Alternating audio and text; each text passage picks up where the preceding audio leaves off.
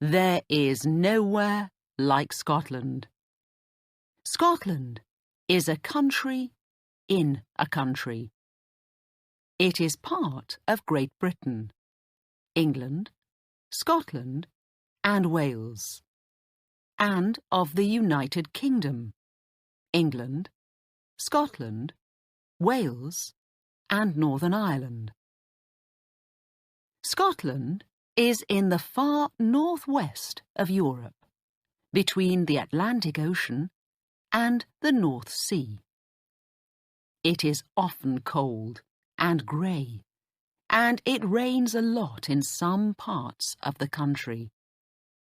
But the people of Scotland love their country, and many visitors to Scotland love it too.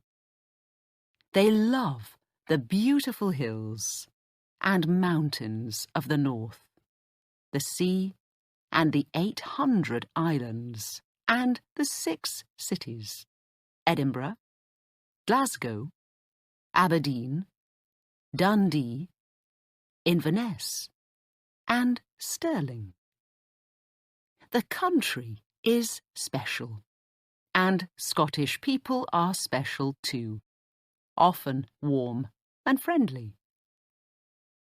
There are about 5 million people in Scotland. Most Scots live in the south, in or near the big cities of Edinburgh and Glasgow. Most of the north of the country is very empty. Not many people live there. A Scottish person is also called a Scot, but you cannot talk about a Scotch person. Scotch means whiskey, a drink made in Scotland. Scottish people are British because Scotland is part of Great Britain, but you must not call Scottish people English. The Scots and the English are different. These days, everyone in Scotland speaks English, but at one time, people in the north and west of Scotland did not speak English. They had a different language, a beautiful language called Gaelic. About 60,000 people, 1% of the people in Scotland, speak Gaelic now. But many more want Gaelic in their lives because it is part of the story of Scotland. Scotland is not a very hot country. In the summer, the days are long and it can be warm. But in the winter, the days can be just 7 hours long, and it often rains. For many years, Scotland was a poor country, but now things are better for most people. There is oil and gas in the sea between Scotland and Norway. Edinburgh is an important place for money, and there are big banks there, like the Royal Bank of Scotland. People in many countries drink Scotch whisky, and the whisky business makes a lot of money for Scotland. Tourists visit this beautiful country, and that brings money to Scotland too. Many people love living and working there, and more than 20 million visitors go to Scotland each year.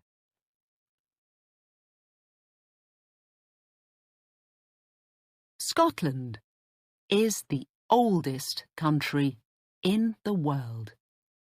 Why?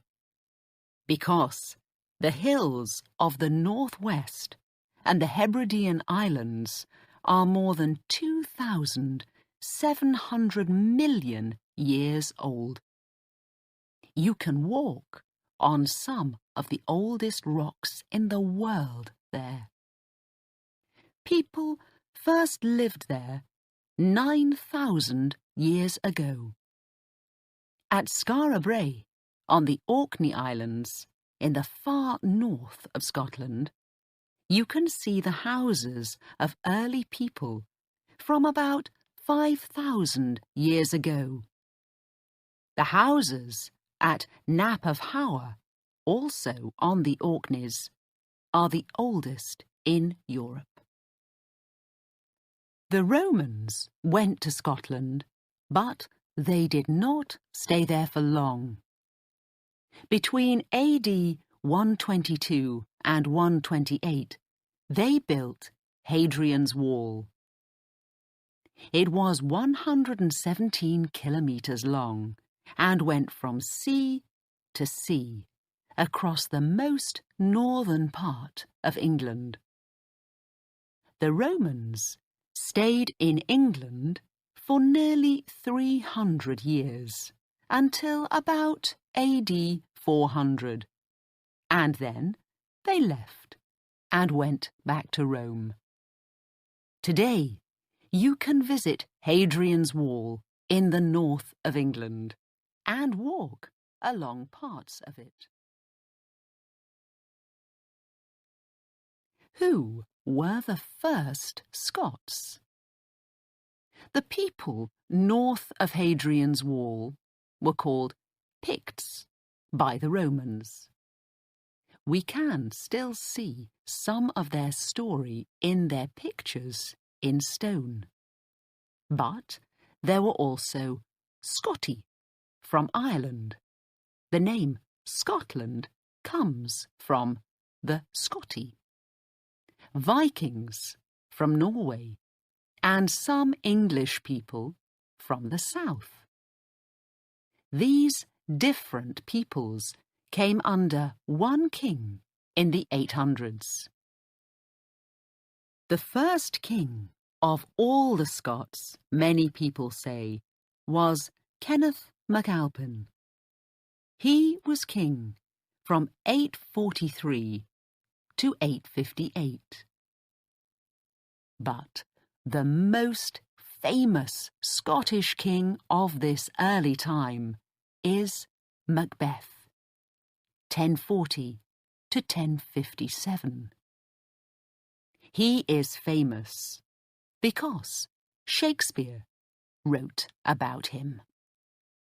For Shakespeare, Macbeth was a very bad man, but he was not worse than many other kings of those early days. There were many battles between England and Scotland. One important Scot was William Wallace, about 1270 to 1305. You can learn about him in the film Braveheart. Then, in 1314, the Scottish king, Robert the Bruce, took his men to the Battle of Bannockburn. After the battle, 10,000 Englishmen were dead, and Robert became one of the most important kings in the story of Scotland. Soon after, Scotland was free, and stayed free for nearly 300 years. In 1542, a little girl called Mary became Queen of Scotland. She was 6 days old, and only the second woman to be Queen of this country. Mary, Queen of Scots, became a tall and beautiful woman, but some Scots did not want her to be queen. Mary went to England and asked Elizabeth, the English queen, for help, but she did not get it. She never returned to Scotland and died in England after 19 years. Mary's son, James Stuart, became King of Scotland, and then King James I of England too. In 1707, the two countries became Great Britain. In the 1700s, Scotland was more like two countries than one.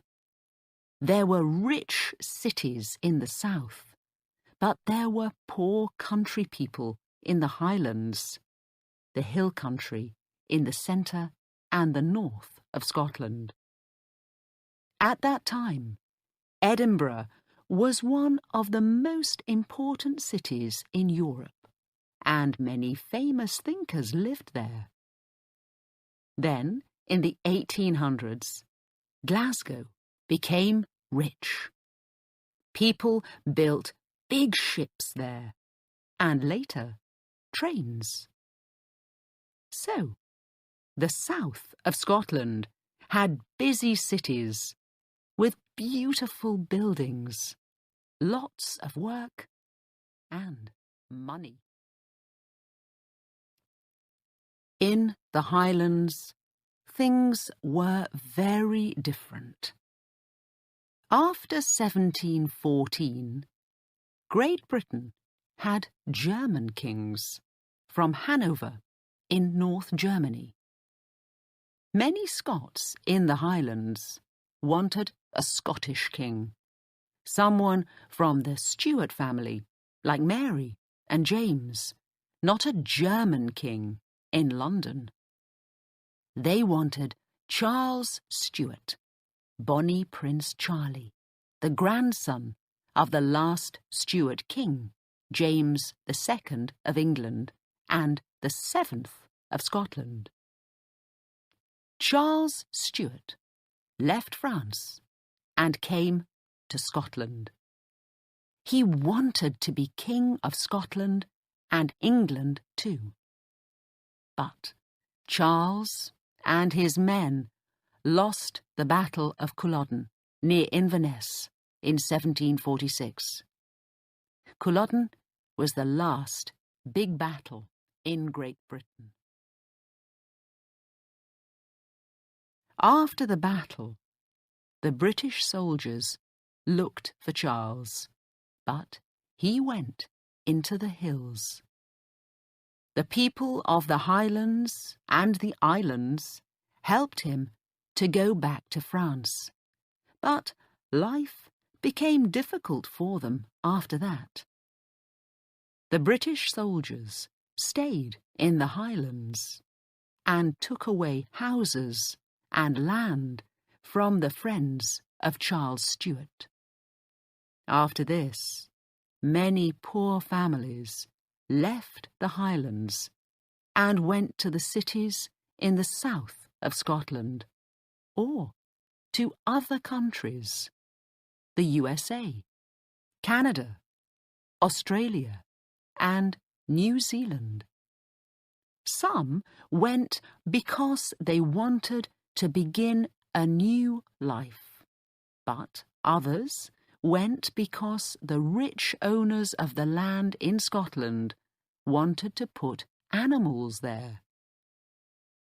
Between 1840 and 1880, 40,000 people left just one island, the island of Skye. Life became more difficult in the 1900s, but oil and gas in the North Sea began to bring money to Scotland again in the 1970s.